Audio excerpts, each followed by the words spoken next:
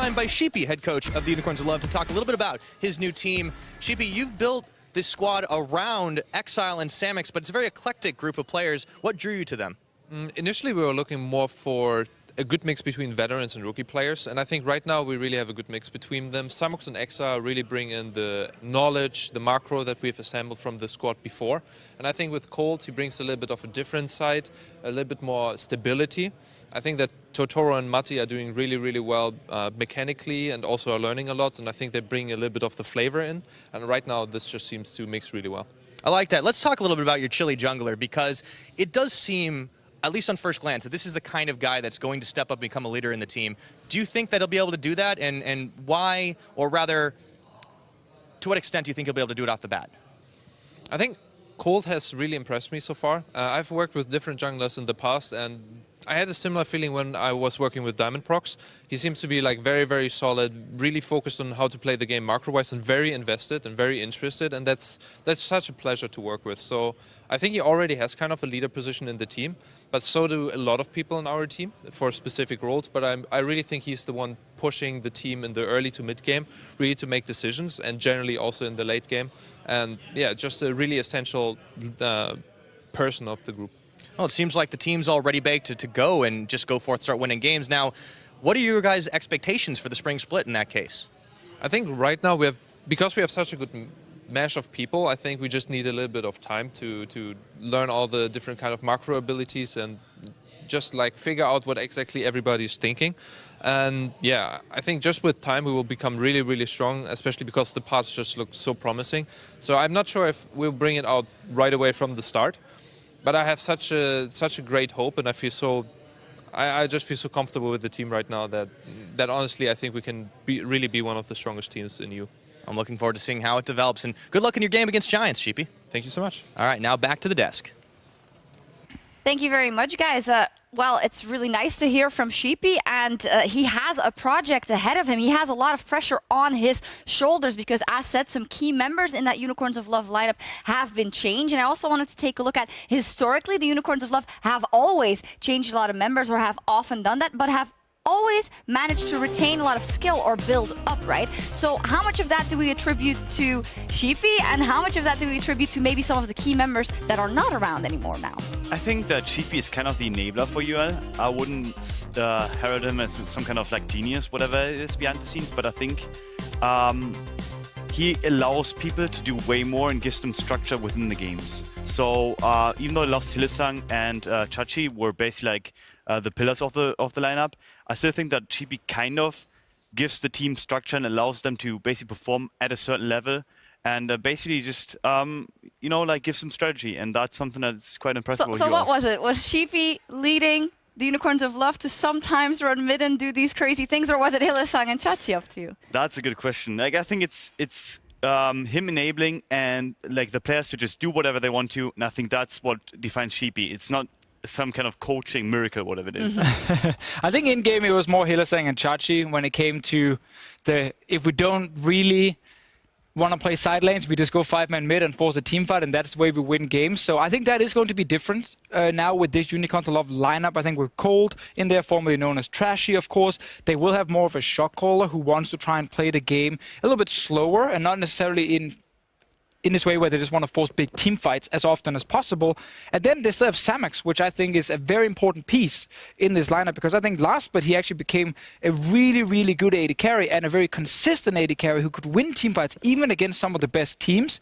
The fact he's still there is so key for them. Yeah, I'm really interested in how Samix is actually going to be able to play with another support, because so far he obviously had Hillesang, who had so much experience, but now he has a Korean support that he actually kind of has to teach the ways, and to teach the ways within the team structure. So I'm wondering if he can keep up the performance and actually play as well as he did. Well, we're excited to see what happens there. One person we have not mentioned, Exile, is also still there in the mid lane, and obviously he had a lot of struggles.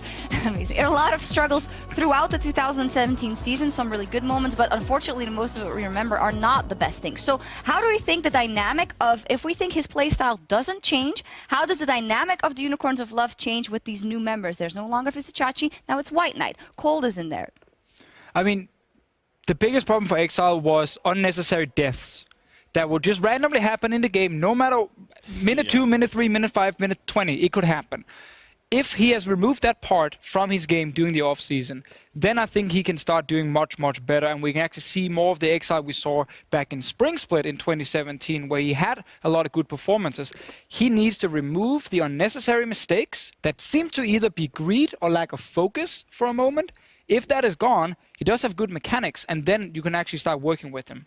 Yeah, I think like he and Caps kind of have the similar issues. Like the two players are similar, obviously Caps on a higher level, but Exile, he has so many great fundamentals in terms of his game that he's actually able to like sidestep skill shots and is actually able to pressure the mid lane to a certain extent that if you invest picks and counter picks into him, that you basically allow him to take later picks in the draft, and then he basically screws up and basically doesn't do what he's supposed to, it hurts the team way more. And I think maybe we'll finally see what we've seen in the past, or when he basically started out in the first summer split, where he actually was that carry and can maybe make that happen again. Yeah, if anything, I'm super thrilled to see this roster in kind of a different configuration and see what the taking away of Hilly and Vizicachi means. Like, are they reinventing themselves? Are we going to see completely different UOL, a better UOL possibly? I don't know. It's a very interesting experiment. Yeah, I think it's very hard right now to say if this roster will be better than what we saw last year, especially in spring when they made the finals. It will take time. They've lost some very big names.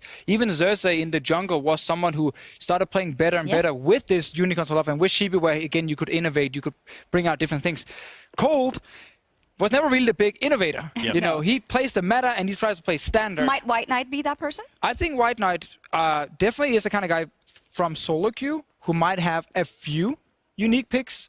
But he's played a lot of tanks in the past, and that might just be what he's going for. Well, we'll see. A lot to be seen from this match, because on the other side of the Rift, we find Giants. They're facing a tough task, obviously. They miss 4 of the players that won them the promotion tournament last split. There's no Gilius, Jizuke, Mini Trupax, or Jack Troll. Instead, they have 3 veterans in Joko, Betsy, and Steelback. Now, these players have had their time in the spotlight, but lately their careers have been on a downward trajectory.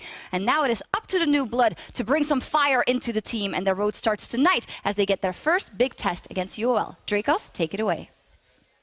Thank you very much, Shox. I am incredibly excited to see what both of these teams can bring to the table, how Giants and Unicorns have rebuilt. But let's get into it. Let's take a look at the players on the stage, starting with the blue side and Unicorns of Love. Of course, looking across this brand new roster, you can see White Knight coming in the top lane. Cold, formerly known as Trashy, coming in the jungle.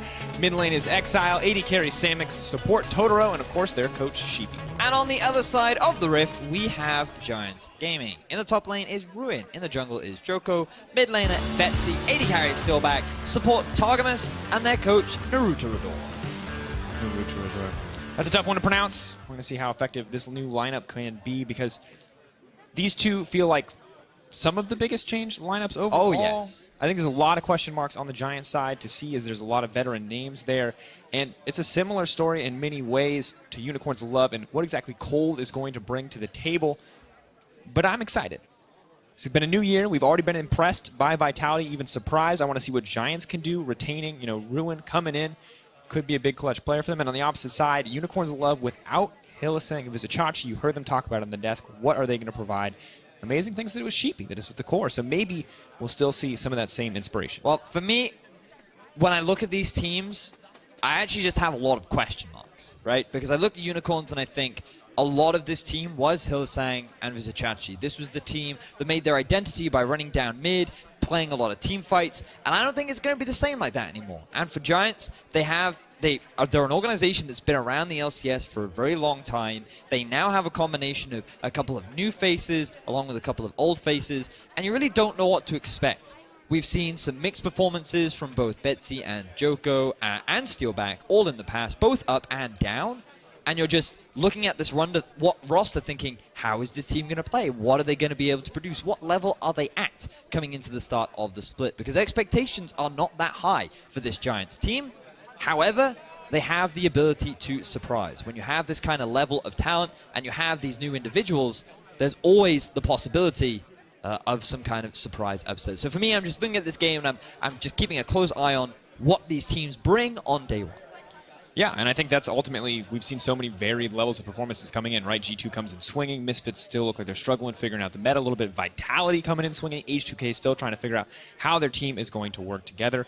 A lot of different levels with so many new rosters, it's not entirely surprising, but it just means that we're never 100% confident what we're going to see from these lineups as we get closer and closer to picks and bans. What is their style going to be? It feels like Vitality versus H2K, while not necessarily hyped up as multiple top teams, did have what felt like a more top-level draft in terms of what we've seen in the LCK. It felt like both teams built a competitive lineup. Well, of course, this is the thing, see, because when I look at these two rosters and I sit there and think, okay, I'm not expecting the highest quality of League of Legends, right? I'm not expecting like an SKT versus KT kind of thing. I'm looking at this roster and I'm thinking, I'd actually like to see comfort picks. I want to see these guys stick to their own unique identity and their style and something that they feel confident on, and allow them to show their strengths, to show the viewers at home and to the other teams, this is what we're good at and you have to respect it. And in the past, that's what Unicorns built an identity on.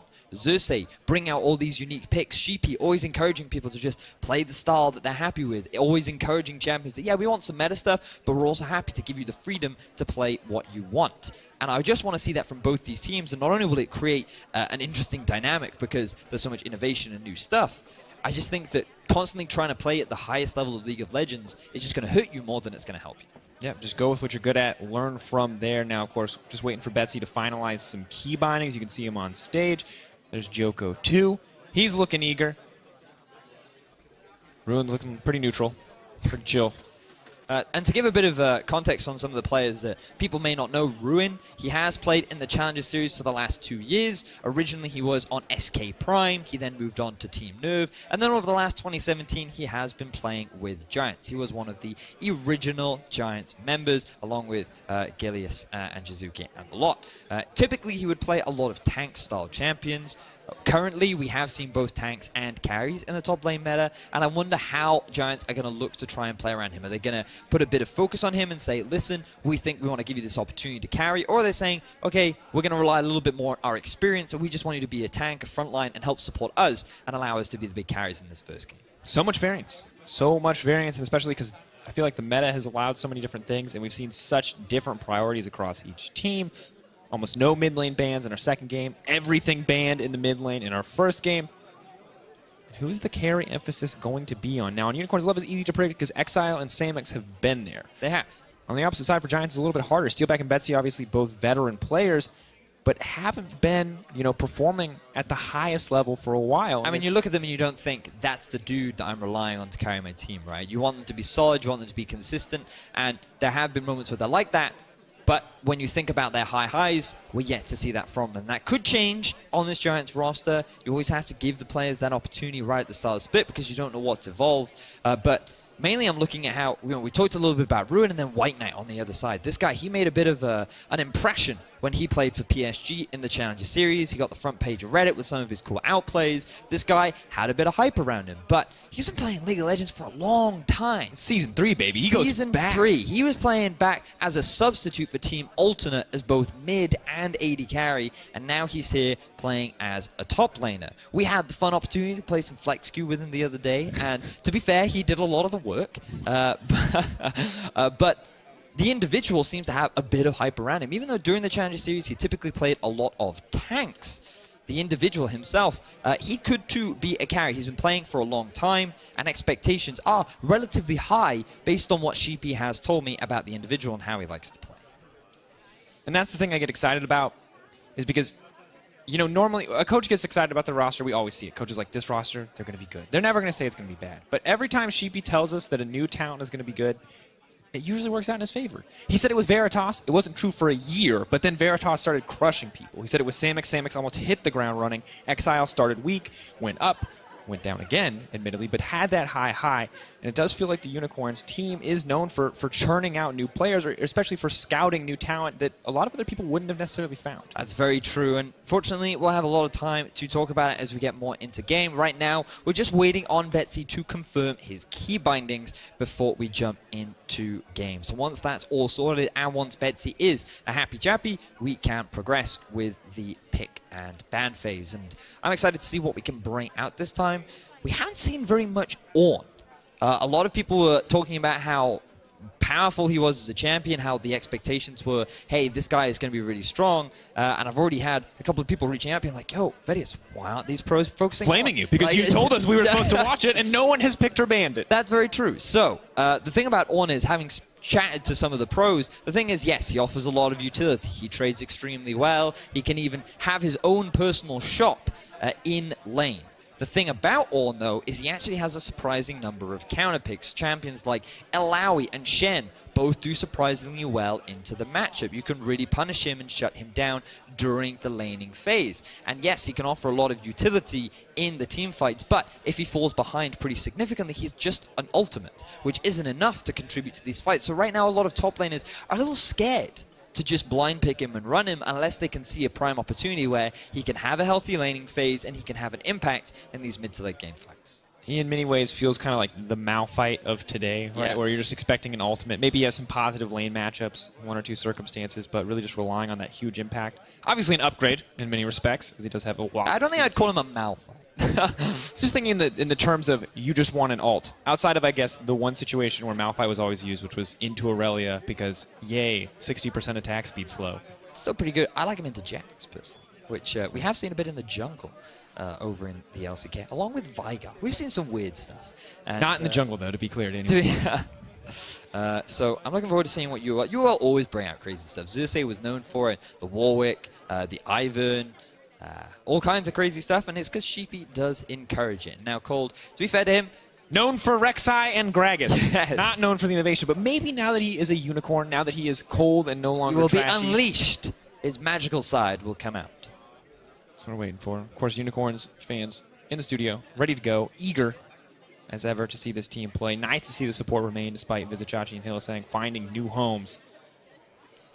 Love Herd's crew coming in clutch. Welcome the blessing, I believe that sign says. Very exciting to see the Unicorns fans. I actually see a unicorn in the audience right now. A lot of pink, a lot of fans. So even with big changes, it does feel like that the fans are still dedicated. They still hold true, standing behind Coach Sheepy and what he can do with this roster of new players. Again, just to remind people, we are just waiting on Betsy to confirm that everything is hunky-dory and that he is good to go. And once he is, we can jump into pick and bans. And I can see a lot of the refs starting to walk away. So hopefully, in a matter of minutes, we will be able to jump into the draft, Dracos. And we can talk a little bit more about some of the new and interesting stuff that we are seeing. Yeah, and just because Betsy, very, very complex keybinds. If you ever like rated in vanilla WoW, having never played any other game, you know what I'm talking about, where you just put stuff on weird keys because it feels good. Oh. Maybe you played StarCraft, you had that box key setting. But regardless, maybe not a man who's a fan of the QWER, maybe needs smart cast and regular cast on different keys. Not a fan of using modifiers. And now we're getting a zoom in of watch how he types using all of the wrong letters. all of the Imagine if your keybindings, you just swap the keyboard around. So Q is M, N was W, next level typing. I mean, there would be no practical reason to do that. But if you just wanted to challenge yourself for no reason at all. All right, Betsy, we are now confirmed. Betsy is ready, making his way into the lobby. We'll be making our way into Champion Select in just a moment. Thank you for sticking with us. Important to have players ready and comfortable before they get into game. We've had an exciting day so far. We had G2 taking the win over Misfits. We also had Vitality coming out pretty strong against H2K. Correct me if I'm wrong, did it feel like both of those games were a little one-sided? Because even though Misfits did fight back a few times, it did feel like G2 remained in control for most of it. To me, yeah, I feel like G2 were mainly in control, but I do think that Misfits showed a lot of promising things. They just picked a composition that I feel was a little harder to execute than that of G2. So given the way G2 played the early game, it was just a waiting game, and so much of the pressure was put onto Misfits that it just felt like they were constantly playing from behind. If they had picked a slightly safer comp, maybe it could have worked out, but a lot the compositions will be very important as we are very likely jumping into Champions League. Here we go, ladies and gentlemen. Again, thank you for bearing with us. Dracos, let's run through. Now, Betsy, he has the perfect keybinds. Will he make the perfect plays? As we find out, yet another pick and ban underway. Joko, no Kazakhs. None allowed, says the Unicorns of Love. We'll see what Giants want to take away. Now we've seen 4 very different compositions over the course of the day. Have to wonder what Unicorns of Love and Giants are going to bring to the table as Callista is taken off the board as well. Now, earlier in the day, we saw a couple of mid lane bans. They have been pretty consistent throughout the day. Champions like Azir, Ryze, Zoe, all usually taken off the board. Sejuani and Jarvan, also two very big picks that I feel need to be taken away, especially when you look at Cold. And I feel like Sejuani and Jarvan would be two champions that really fit into his wheelhouse and would be happy to pick up very early on. He likes those champions, you know, solid, clear, you know, the typical jack of all trade junglers. The old school Gragas's, the new Sejuani, the Jarvan, these champions who can be tanky, can offer a little bit of damage, have a comfortable clear speed, generally not bad at any stage of the game. Exactly what Cold likes to go towards. I'm just, yeah, so I just got confirmation from producer. That was a missed ban from the Unicorns of Love. Perhaps a bit of stage jitters, or perhaps they want to go into next level mind games and leave all the OPs open. Which is interesting, because if that was true, which I kind of doubt, I think maybe it was just a misstep. I think it was just a misstep. Close to Ezreal, banned away as the update. I would expect that Exile has a weird counter pick up his sleeve, and it's like, play the meta champion. I've developed weird things to beat all of them.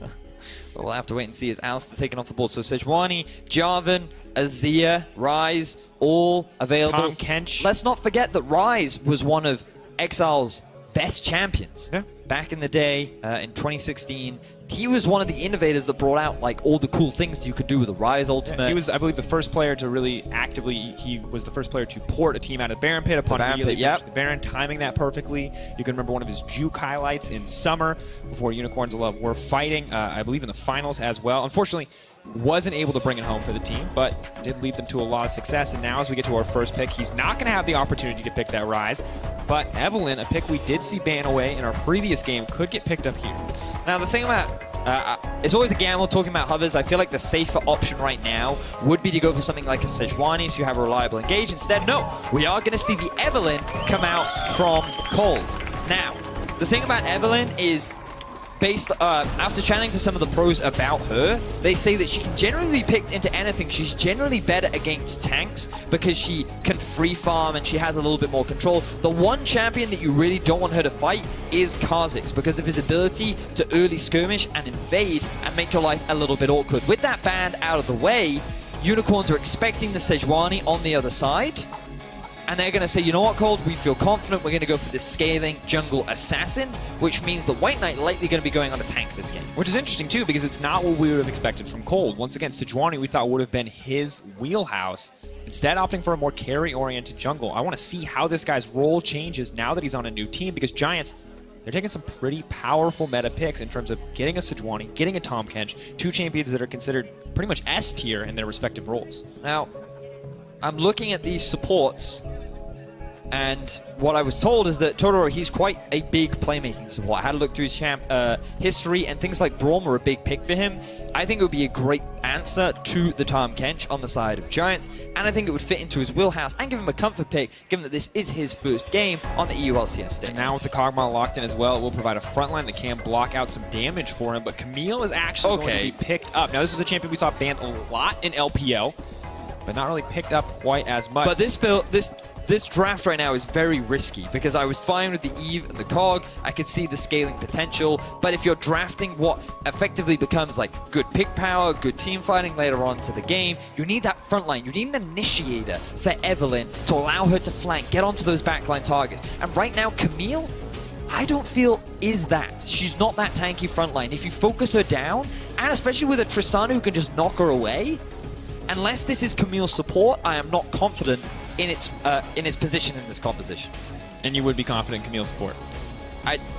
Just kidding. All right. So the thing about this pick ban so far, the thing that I see is that Unicorns of Love have three very powerful champions, but Giants already have the makings of a very powerful team composition. Yes. And now as champions start to get banned out, I just want to ask, what does Unicorns of Love need to do to round this out? What direction can they take it? Because they've got a hyper carry in Kog'Maw. They've got Camille, who's like a 1-3-1 split pusher. They've got Evelynn, who is the scaling jungle. There's so many different components on the side of Unicorns of Love. Poppy and Braum both taken out.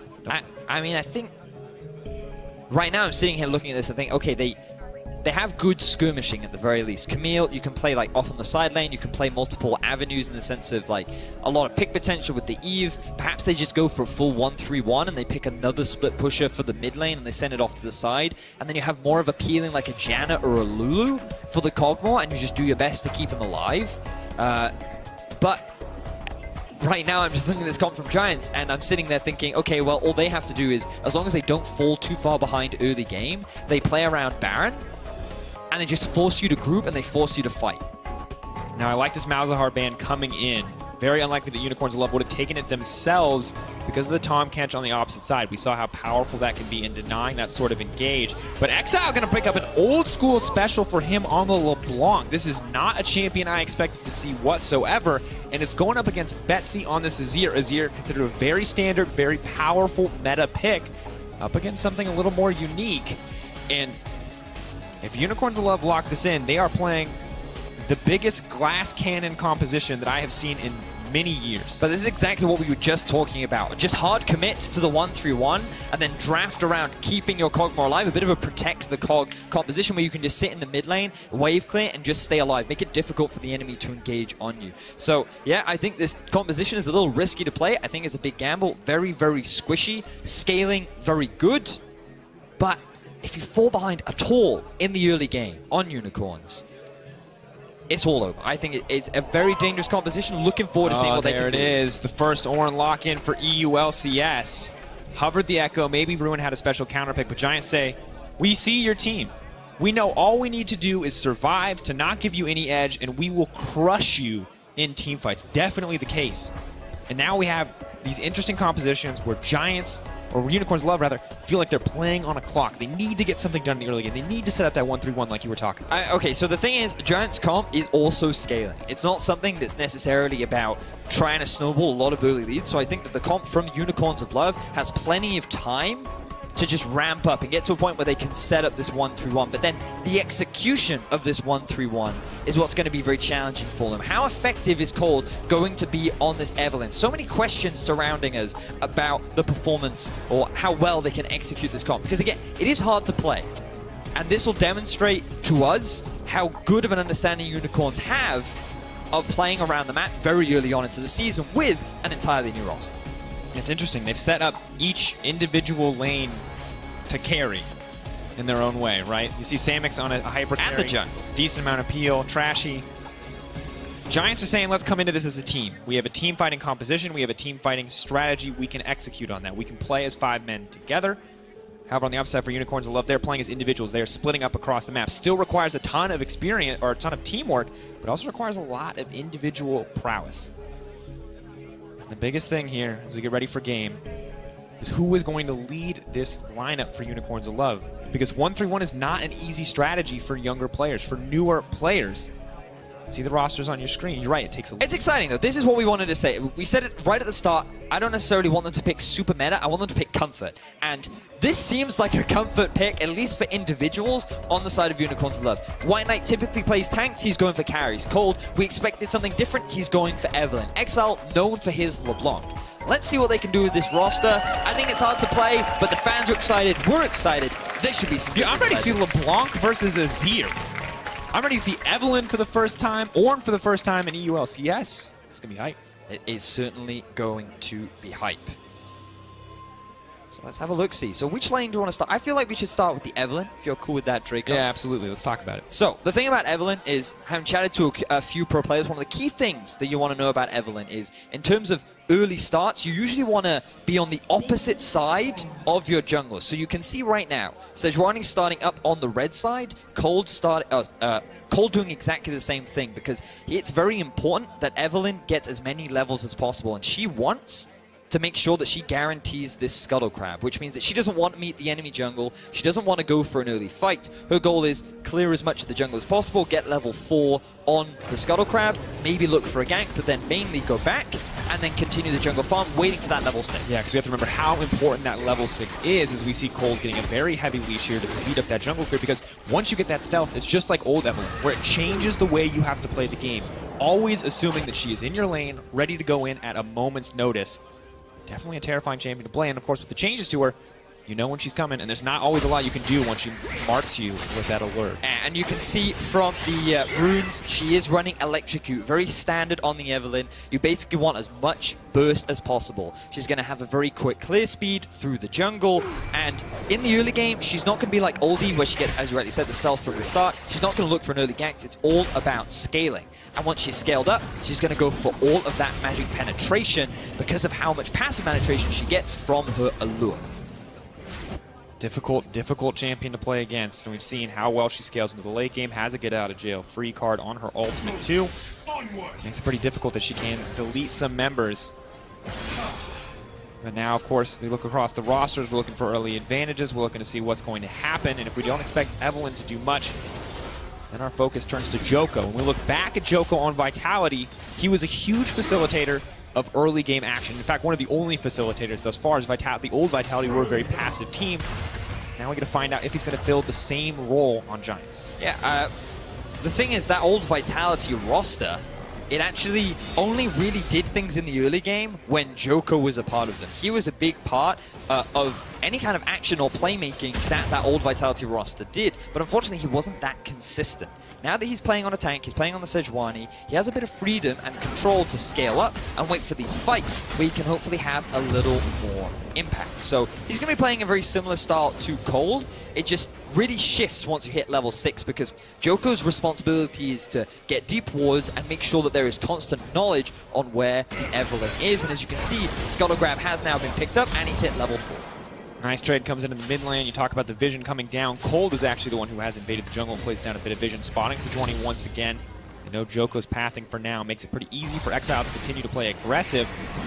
White Knight TP's back to lane. Looks to push in a little bit more. Now, one thing I want to talk about, Vidius, you play a lot of mid lane. You are a resident mid lane expert. Talk to me about LeBlanc Azir. This is not a matchup that I've seen in a long time. Yeah, I mean, typically we've just seen the big four in Azir, Zoe, Malzahar, and Ryze. And this is one of the comfort picks that we wanted to see, the LeBlanc coming out from Exile. Now, in terms of the very early game, Azir does not have the strongest wave clear. You summon the soldiers, but it costs a lot of mana to keep them spawned up. The cooldowns are relatively high, and in terms of your trading power, it's not that strong. You're waiting for a couple of levels under your belt before you really start having control over that mid lane, which gives LeBlanc a good opportunity to walk up to you, trade aggressively, and basically have a little bit more control over the lane. Now you can see that Joko is coming in, they know they want to push, and that is when Exile would really find an opportunity to go in and get a bit of a trade. Instead now, Betsy can go back and has a little bit more safety thanks to each other. Yeah, free recall, supported by Joko, so maybe not the aggressive early playmaking, but does set up his laners for a little bit more success. I think I like that strategy overall. The longer you sit in a low lane with LeBlanc. Messed that up a little bit. He wanted to have the minion wave freeze just before his tower to delay the minion wave so he could base and TP. He realized that he didn't time it quite right, so now he's going to have to clear out the minion wave. Then he can go back, and his base timing not as optimal as he would have liked. You can see early itemization coming out in a second. Doran's to make sure Betsy can get through the lane a little bit more comfortably. A refillable potion, just wants to heal up. Just wants to survive here. A little bit, as you mentioned. Get a few more levels under his belt. Cold now, making his appearance on the top line, waiting for Ornn to appear. And speaking about Ornn, you can see he has decided to go for the Inspiration Tree, has the Unsealed Spellbook, and for now is running with the Teleport and the Flash. That may change, and we'll track it as the game progresses, but it's quite common, we've seen across the world right now, that mids and tops especially loves this book because it gives you so much flexibility. Across the board, the Camille, one of the big reasons as to why she's suddenly become so popular is because of the introduction of Comet. It gives you a lot of trading power, it's effective, and she loves that fight, early fights. Forward Ruin is going to be locked up in the Hextech Ultimatum. Trashy on the way. Allure has been proc, just looking for the hate spike. Flash forward, that's the charm, bringing him back out of that tower range. Goes Golden. Freeze frame, baby, but you're still going down. No! Yes! Hook shot, unstoppable! Outplayed! Oh, God, that's disgusting! Ruin! He was one of the players we were excited to see. New player joining the LCS stage. He's been in Challenger for a very long time. First appearance in the LCS, but there's more fighting down bot. Amix now has to back off. Is still taking the better end of the trade. Targamas moving forward, though, may look for the Devour. Is extending this trade. Might not be the best choice in the end. Thick Skin going to heal him up, but an explosive early trade that has to be demoralizing. Oh man, great trade in the bottom lane from both teams, but it's all about Ruin right now, getting that outplay. He was so close to losing his life. The power of the stopwatch coming through. Let's see how this comes through. So, White Knight just hit level 6, Ruin yet to get there. Utilizing that level advantage forces Ruin to take a lot of damage, and Cold comes in thinking, this is fine, easy kill. Flashes, gets the allure, looking good. Stays under the tower a little bit too long, but here, this is where the Unstoppable and the shield you get on your W allows you to mitigate the CC and give yourself enough of a shield to survive and get the outplay. This is what White Knight initially debuted on, getting an outplay underneath his turret, and now it's just happened to him. That was insane. Absolutely massive outplay by Ruin. Once again, Unicorns of Love looking for the 1-3-1, looking to snowball. Ruin's got a different plan. Use the call, the Forge God not quite going to connect. And it's kind of important that we remember when we look at this Unicorns of Love lineup, Vedius, White Knight with a lot of confidence there, how successful they have been in the past and always making it to playoffs. How consistent they have been as a team when it comes to, no matter what the roster, making things happen. See Exile making some things happen in mid lane. Betsy is now in trouble. It's a flash out to safety, so Exile outplaying completely. So, a lot of pressure being put down by Exile in this middle lane, forcing the Azir back, struggling to trade against the mid lane assassin in LeBlanc. But backtracking to what you were just saying, Dracos, Unicorns have this tendency to pick up rookies and always turn them into talent that is respected here in Europe. They've done it multiple times, and this season alone, in the past, they've always had that backbone of Vizichachi and Hylissang. But this time around, there's still that confidence that somehow Sheepy and the Unicorns of Love will take these rookies and turn them into a team that can go far. And that's why so many people are looking forward to seeing how this Unicorns roster plays out. But with regards to the context of this game, we talked about how the early game needs to go in their favor, and so far White Knight is already a little bit behind in that 1 versus 1, which is even better for Ruin, especially on this one. Yeah, big CS discrepancy, gets the Sheen early on top of the Glacial Shroud, so very easy for him to continue to win out on these trades. Definitely a tough road for the team. Of course, we look at the opposite side, though, for Giants. A lot of veteran players on this lineup, 2 especially. Betsy and Steelback, people that we have to talk about. 150 games for Betsy, 144 for Steelback. Now these guys have kind of been on a downward trend recently, but things could be looking up on this Giants roster if they can bring it together. They've already shown that they have a pretty decent top laner, admittedly from only 1 play, but a damn good play at that. Yeah, again, it's like when you look at these players, it's difficult to get excited because you look at past performances and you sit there and you think, well, they haven't been that outstanding. They haven't really been able to make their mark here on the European LCS. And now they have a fresh opportunity with a couple of new individuals, and I'm looking forward to seeing what they can do with this talent as Ruin goes for another initiation. Oh, the Forge God, hookshot wall dive goes out, does connect on the back side. Here comes Tom Kench. But, oh, okay. Giants actually looking to out-rotate and out-maneuver the Unicorns of Love here. 4 members strong immediately on the top side of the map. The rest of Unicorns of Love are mobilizing, but they may be too late. Tristana does a lot of damage to these towers. No demolished, though, on any of the 3 remaining members of Giants. Is there anything they can do? Exile's on the way up. Betsy is not there. Forward. Stun does manage to connect. Or is ready to go. It's on the backside. Unicorns Love going to hold on to their tower. Samix now left uncontested on the bottom side to push out. This may end in their favor. Yeah, the Cogmore just free farming now in the bottom lane. He was put under a bit of pressure early from the pushing of the Tahm Kench, and now that has been relieved as Ornn goes down into the bottom lane. Betsy using the ulti in mid. Get knocked back. Double Sand Soldiers. Exile potentially in trouble here. Blocks a little bit of damage. Does lock him up. Joko moving forward. Not going to commit anything more than that. Steelback. Nice use of the ultimate coming in from White Knight. Does not consume the cooldown from Steelback in the end, but did dodge the initial projectile. Unfortunate interaction for him. Did not wait for the projectile to leave. Just dodged on the animation, so it doesn't consume the cooldown. So Giants being forced back a little bit, didn't quite get the early tower that they wanted. We're now going to have to see Joko move up to the top side and threaten a dive. Colt has just gone back to base, and here he comes. Ooh, White Knight has to be careful. Very low on mana, no Hextech ultimatum to dodge out if he gets locked up. Concedes the tower, smart thing to do. So Giants will get themselves the early tower of the game. They realize, you know what, there's a little too much wave fill on the bottom side. Getting up close and personal to a Lulu Cog is dangerous. Ornn ulti available again. Oh, knocking back. Exile locked up. He needs to find a way out of this one, but I don't think he's going to get it. Ruin grabbing yet another kill. What an impressive performance from Ruin on his first game here in the LCS. He starts off with an outplay, he gets a bit of a lead, starts putting a lot of pressure down, and now he's becoming a roaming Forge God. He moves into the mid, sets up a gank on a flashless Exile, and he gets his team another kill. Exactly what the team wants. Betsy now are going to be a lot more comfortable in this lane. Already has the Merc Treads to get him through, and when we look back at the old Giants roster, when it was those 4 members that are now on Vitality, Ruin wasn't the center of attention. But here on this new roster, he is starting to make a name for himself. Well, he certainly is, and now Giants, they're putting pressure down onto this mid-tier 1. And again, Dricos, the big thing that we said in the draft was this Unicorns of Love team needs to not fall behind in the early game. It is so important that they're able to have either a safe or an advantageous early game in order to set up the 1-3-1 successfully. Now it is Giants with a 3,000 gold lead at 12 minutes, and you start to see how difficult this composition from the Unicorns of Love is going to be to play. Yeah, you have the hole you build for yourself in a composition like this. There's not the same kind of way to bail yourself out with late game team fights, but you can see this now. This is the problem. Freedom to roam. So you can see here, XL used the W already in lane to go for a trade onto Betsy. He then tried to use the ultimate of his W, which was interrupted by Ruin's ultimate. So good use of the knockup to interrupt there, and then XL had no escapes left. Yep, 2 towers already taken down. Rift Herald will almost guarantee a 3rd. Unicorns of Love going to try to fire back with their objective of their own, but once again, they are digging themselves out of a little bit of a hole here. Ruin does have the ultimate available. He is just going to use it to try to clear this out. It has like no cooldown. Yeah, it's actually insane. It's so low. Every time it's up, he's just throwing it out. I'll have a quick look, see what the cooldown currently is. 97.5 cooldown. Pretty big for a team fighting ultimate. White Knight might want to make a play here to stop this tier 2 from going down, but there's a Rift Herald available. They can summon it successfully, meaning they can't get CC'd.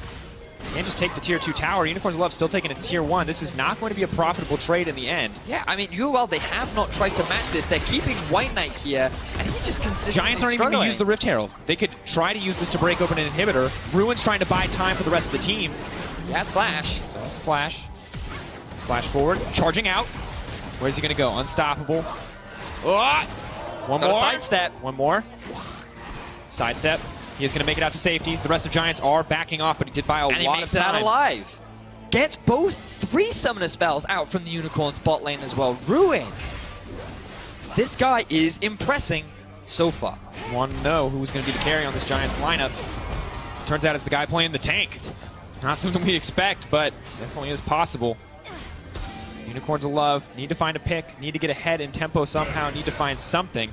At this point, Giants are dictating to them. They say, this is the pace of the game, this is the pace you will play at, this is where you will go. And that means all the freedom, all the creativity of a pick like Evelynn, of a pick like LeBlanc are absolutely wasted. And remember, what we wanted to know was, how are these teams going to play? The questions were, what is the UOL identity in terms of their playstyle? What about Giants? And right now, it feels like that the Unicorns are not really trying anything. They're just sticking to standard lanes. They're making a couple of mistakes. Exile, unfortunately for Unicorns, dies in the middle lane. And Giants, they're being a little more creative. They're trying to play around the map in the early game. They're focusing on getting these towers early rather than snowballing a particular lane or trying to build themselves up through individual dominance. And aside from Ruin getting a couple of cool outplays, like, Giants are just playing the map very well and punishing UOL's comp. And that's the thing, is we saw Trashy move top, almost get a kill. Hope, I think that was the play for Unicorns of Love. They were hoping to start the snowball. It could have been. You're right. That was the moment. That is the most pivotal moment, I would argue, in this game thus far, is that outplay. Because if Camille has a kill, if Camille can suddenly 1v1 the Ornn, it's a very different game. But the second Camille gets behind, you've lost one pressure point on the map completely. Yep. Especially when an Ornn gets ahead, because, you know, the unstoppable that he gains on his Bellows Breath becomes even harder to stop when you're 2-0-0 and already have an Iceborne Gauntlet at 15 minutes into the game. And you already are going to struggle to kill a tank if he gets a few tank items early, but nonetheless, Ornn manages to scale on a lot of those tanky stats in terms of damage output. So it's really just brutal here on the side of White Knight. So it's the final out of town now for Giants, utilizing that Rift Herald. Chain still going to land on the Betsy. Exile, desperate to make a play here. Bringing it back, does manage to dodge out. Cold is here. Self will get consumed, it looks like. Rift Herald now just going to cut through this tower. Giants going to extend their lead, and Vedius, I did not expect this Giants lineup to play a clean game of League of Legends, but here we are playing really well thus far, and now Ruin's looking for some individual outplays. As Call the Forge God comes in, White Knight going to have a hard time dodging. This one does get knocked up. Wall buys a bit of time. Unstoppable. Is just going to be able to make it out, though. Hookshot wall dive cooldown is low enough that he can escape. A little too much mobility there for Ruin to stick to him, but the pressure that he's generated means that Giants can set up for the Drake.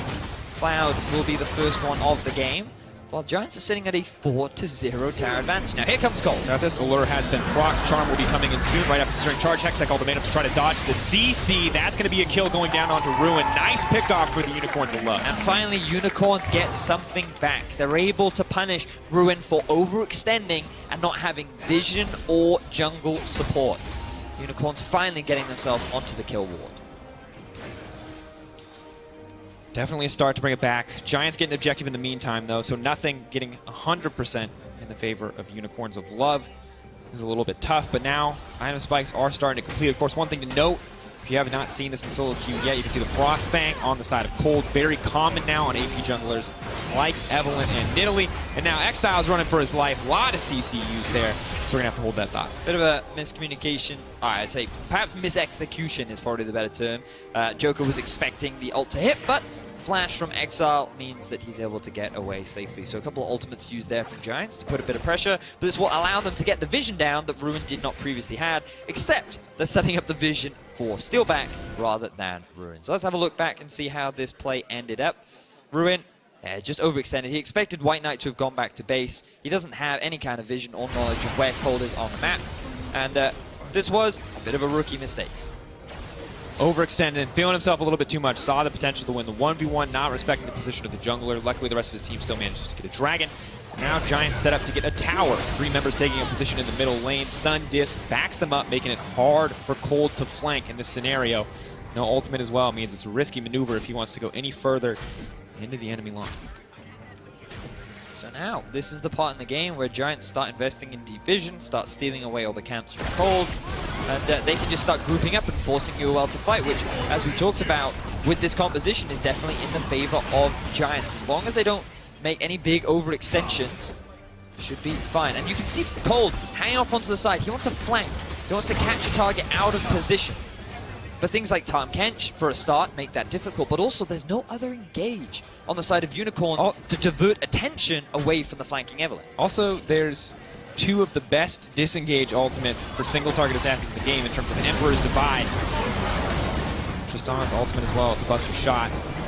Gonna get marked up, not gonna get charmed though. And Vedius, you talk about a 1-3-1 composition, and one of the big reasons we always mention that it needs to get ahead is, where is the wave clear for this team if they keep ending up in siege scenarios like Giants just presented them? Yeah, and I mean, you look at the siege from Giants too, and it is very strong. Azir, Tristana, their tower taking power and their poke power is insane. And then if you have Ruin hanging around too, the risk of you getting dived just increases. So we've harped on a lot about how this composition is very difficult to play, but the pressure is now on Cold to perform. He wants to try and move off to these side lanes. He wants to try and get picks onto Ruin and potentially Betsy if they move off into these single lanes, isolated lanes, and find the picks that they have found before. But they're going to need a lot of them if they want to regain that gold gap that has now been built.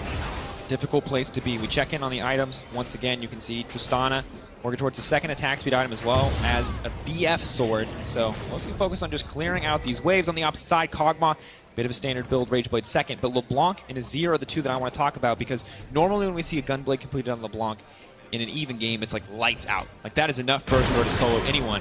It feels like Exile's just too far behind to really get an edge on Betsy. Well, LeBlanc is one of those champions that you can never really afford to underestimate, especially with the Gunblade completed as well.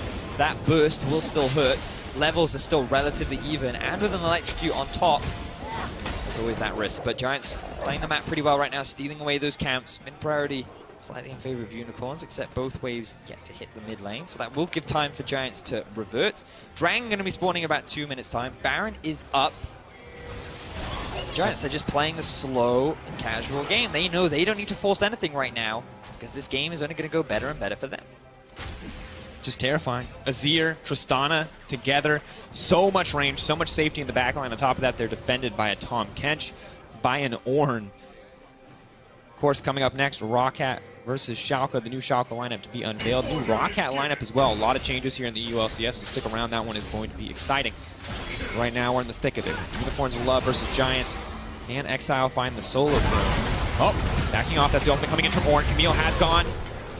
That's not what you want. Yeah, absolutely out in that exchange. And where are now Unicorns punishing on the map? Because ideally, in an ideal 1-3-1 setup, if you send someone off onto the side lane, and they send 4 members to go and kill them, you have one of your pressure points elsewhere taking an objective, and instead, Exile's now being forced back. The mid lane got pushed, but that tower wasn't threatened. And Unicorns are effectively losing all 3 lanes after Giants sent 4 members down to the bottom lane. When your solo laners lose like this in this 1v1, it just feels like there's not a lot of hope for this style of composition. And they look so good when they're ahead, Betty. They always look broken, they look unstoppable when these solo laners have a lead, but we just saw Exile lose out on a 1v1 trade versus Betsy as a LeBlanc into an Azir. That is a rough situation. Look at the control the Giants have. They took the mid tier 2, they're now going to take the bottom tier 2, 6 towers to 1 in favor of the Giants. We were not expecting this, Dracos. We were expecting a much more dominant Unicorns, and Giants are the ones taking the lead. Now they're trying to start a fight. Call the Forge God is available. He is going to get charmed up. Ruin now in the middle of the team, but Targamas is there to back him up. Stun up goes on to Targamas. Call the Forge God coming out. Samix has been marked up. He's going to knock it back, hit multiple members. Exile pushing forward onto the front line, but he's not dealing much damage to the tanks as they body block for the remaining carries. And again, no initiation on the side of Unicorns. Giants using the Tahm Kench. They didn't even need to use the Steelback ultimate. Betsy wasn't even there. They just walked away with 0 threat, and now they're repositioned to set up for Infernal Break. 4 members strong. They pulled the dragon out of the pit. Unicorns of Love may want to contest it, but Joko's waiting right there. That's going to be a death sentence for Totoro. Face first into disaster. Ruin's back as well. Not really a chance there for Unicorns to fire back. Moving into an unwarded area, definitely not the right choice. Now Giants move back towards the mid lane, get the push on, and if they're feeling confident, they could look to play around the Baron, but perhaps they'll just play it safe, reset the map, and spend some of their hard-earned gold. Gets harder and harder for the Unicorns of Love. Double attack speed items now completed for Steelback. Double attack speed items, to be fair, now completed for Samix. But he's already struggling to get any kind of auto attacks into these fights as his teammates are just instantly deleted by a team that should be more about sustained damage at this point, but they're just so far ahead. You see the gold lead. The Dragons, absolutely massive. 6 towers to 1 in the favor of Giants. New season for Giants is looking fantastic. It's looking so good. You know, you, Deficio, and I all did a bit of a power ranking, and both Deficio and I we put them at the bottom. We put Giants at the bottom, right? Our expectations were low. And right now, they're performing excellently, and Betsy... Gotta find the disengage, just gonna make it out. That's the allure. Joko may just accept that Betsy's gonna be taken down. Maybe this is the chance. Unicorns will love to fire back as Exile pushes forward onto the front line. Joko doing what he can to disengage. White Knight hungry for a little bit more. Attack sweep comes out, but he's just gonna walk it Classic away. caster curse. Just as you start praising a team, they end up getting caught out, and now Betsy goes down. UOL trying to use the mobility of this comp to find these little picks, catch people as they move around the map. And to be fair, Betsy, he should not have taken that greedy path through the river. They did not have control through it. UOL effectively shut him down. So they get themselves another kill, but that gold gap's still very big and very far away for Unicorns to close just yet. But that's exactly what Unicorns want. They want Giants to get a little overconfident, to overstep a little, to forget how much damage the Unicorns of Love can do, because you can see if you're ever left alone, pretty easy for the Camille, the Eve, to take down anyone, even Azir, who should just be able to disengage. And this is just a lesson that you guys at home should learn if you're playing in your solo queue games. Just take the safe path, go behind the Baron rather than through the river if you don't have the appropriate vision. As Exile now getting collapsed upon. Takes the blast cone, gonna try to leap out to safety, but could be in trouble here. Does manage to make it out, but Exile once again playing on the razor's edge. Something he did a lot last season, often to not much success. See if it works out better for him this time around. He tries to secure his own blue buff, but Joko will take that one away. That's an excellent reference, Dracos, because he played Talon before, and one of his sayings is on the razor's edge. Oh, really? Good job. I felt like you deserve acknowledgement for that. Now, back to the game. Group up of Giants in the middle lane. Cold looking for a potential flank. White Knight still on the bottom lane with TP. Ruin currently cannot match it. Unicorns feeling a little more confident, and they've abandoned the split push style. Group up mid, time to play. When all else fails, go back to the classics. Betsy ships right out of there. Wanted nothing to do with pursuing any further. Bit of poke does go down. Nice fine. Samix hasn't actually had a huge impact in this game so far. 0-0-0, 2 items finished, Still a late game threat. We have to keep our eyes on as the game progresses. Perhaps he could be the savior for the Unicorns. Oh, God. It's looking a little difficult as Summit has now completed 3 crit items. Now going to move forward to push in for a little bit more onto the tower, backing off the slow siege. Unicorns of Love have to be scared of. No Baron backs them up, and yet still they're able to threaten the inhibitor tower, the superior range of Steelback. The amazing disengage potential of this Giants roster. It's going to take a miracle for Unicorns of Love to find a way in. Okay, they're starting the Baron. Here we go. There's a reason they're called the Blessing. See if they can find it here. For some reason, Betsy was tanking the Baron. He's now lost 50% of his HP. It's baiting. Unicorns just trying to get a bit of vision down, get a bit of knowledge. And to be fair, look at Camille off on the side lane. You can see a lot of pressure being put down onto Ruin. Even though Ruin has the level advantage and has an item advantage, he is still the one being pushed underneath his tower from the wave clear and trading power that White Knight does have. And we have to remember that eventually White Knight will outscale. Ideally, it would have happened earlier in the game, but Camille just has so much damage potential here. Norn, of course, rewarded so much for building tanky stats, isn't going to be able to outtrade forever, especially if Camille gets some lifesteal or something else kind of side lane focused in her build.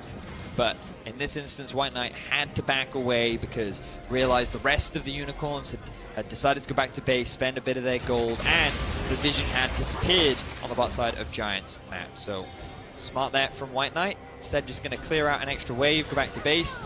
Looks like working towards the Sterak's Gauge, which currently the Trinity Force Sterak's Gauge is another reason as to why many pro players consider Camille to be a pretty strong and safe top laner in the current meta, thanks to the combo that it can provide with the base AD additions and the Sheen from Trinity.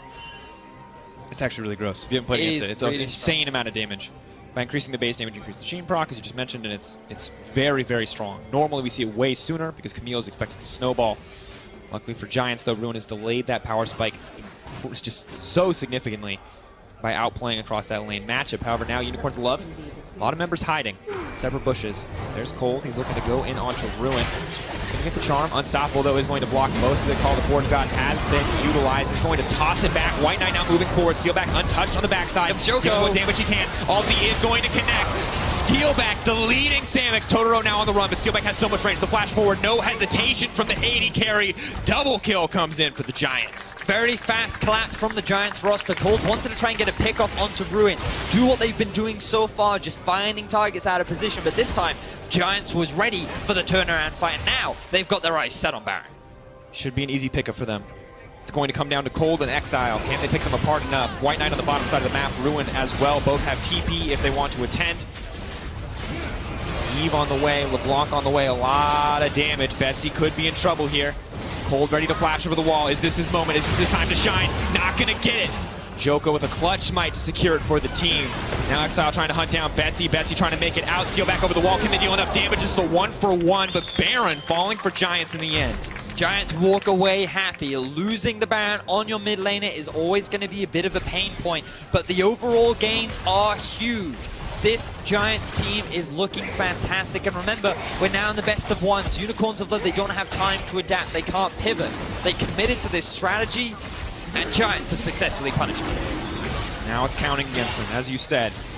Betsy does die, so they're short one member with a Baron buff, but this team could already siege just about uncontested without a Baron buff. Now that they have it in their hands, should be able to break open these inhibitors and start to find a way to close out this game. We can check, though, one more time in the replay. Now, the decision here is not bad, because you can see Ruin is out of position. The collapse is good, but the Tahm Kench ultimate and the ability for Ruin to buy time allows Joko to come in from an ideal flank, and just look at Samix. He gets left out to the dogs. They just completely catch him out of position. Totoro cannot provide the same kind of peel and evacuation that the Tahm Kench can, and then they go towards the Baron. Now Cold, he tries to steal it away, fails to do so, and Exile, he just does what he can to get some kind of a redeem. But even then, Betsy able to get himself the 1-for-1. Exactly what the team need. First inhibitor is going to drop. Massive top wave present. Once again, not really any reliable, safe wave clear on the side of Unicorns of Love, so they have to give this one up too. It's the last dance to fight for the Nexus. Exile just leaping forward. He's hoping to poke.